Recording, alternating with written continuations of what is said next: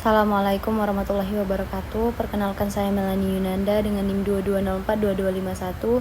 Di sini saya akan melanjutkan menjelaskan dari resume webinar 2 yang dimana untuk memenuhi tugas mata kuliah manajemen risiko dan kebencanaan dengan dosen pengampu Bapak II Permana STMT. Dimana video webinar 2 ini yaitu kebencanaan yang series 2-nya sosialisasi SNI Desa Tangguh Bencana. Di bagian pembukaan yaitu seri ini membahas tentang SNI Desa Tangguh Bencana sebagai upaya memperkuat kapasitas masyarakat dalam mengelola risiko bencana secara mandiri dan berkelanjutan. Kegiatan ini diinisiasi oleh BNPB dan BSN bersama Komite Teknis 1308. Kondisi kebencanaan Indonesia. Indonesia berada di peringkat kedua dunia sebagai negara paling rawan bencana. Berdasarkan World Risk Index 2024, Indonesia memiliki indeks risiko sebesar 41,13. Lebih dari 75% infrastruktur dan 96% populasi berada dalam zona rawan bencana. Ini menjadi urgensi utama dalam membangun ketangguhan desa. Adapun tantangan implementasi program Destana, dari 53.000 desa rawan bencana, baru sekitar 10.000 desa yang mendapat intervensi melalui program Destana sejak 2012, yang artinya masih terdapat sekitar 43.000 desa yang belum disentuh. Kesenjangan ini perlu dijawab melalui sosialisasi dan implementasi SNI Desa Tangguh Bencana secara masif. Peran dari SNI dalam pengurangan risiko bencana. SNI adalah standar hasil konsensus multi-stakeholder untuk menjamin mutu dan akuntabilitas.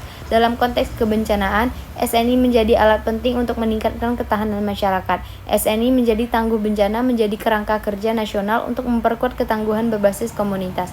Tujuan dari SNI Desa Tangguh Bencana. SNI ini bertujuan memberikan pedoman kepada desa dalam membangun dan menilai ketangguhan mereka. Standar ini memperkuat prinsip indikator serta mekanisme evaluasi kinerja. Fokusnya adalah pada penguatan kapasitas lokal dan berkelanjutan. Program pengurangan risiko bencana. Adapun prinsip-prinsip utama dalam SNI. Prinsip dasar dari SNI ini meliputi kemandirian, inklusi sosial, pendekatan multi ancaman, pemanfaatan sains, dan kearifan lokal, serta partisipasi aktif masyarakat. Semua prinsip ini menekankan pentingnya upaya yang berkelanjutan dan terintegrasi dengan pembangunan desa. Ada indikator dasar ketangguhan. Tiga indikator dasar. Yang pertama ada perlindungan masyarakat, yang kedua ada pemenuhan kebutuhan dasar, dan yang ketiga ada pemberdayaan dan partisipasi. Indikator ini menjadi fondasi sebelum desa dapat dinilai sebagai desa tangguh. Tingkatan indikator capaian. Terdapat 3 tingkatan capaian. Yang pertama ada sistem dasar perguruan risiko, yang kedua ada media, yang satu adalah pratama, ada sistem dasar pengurangan risiko.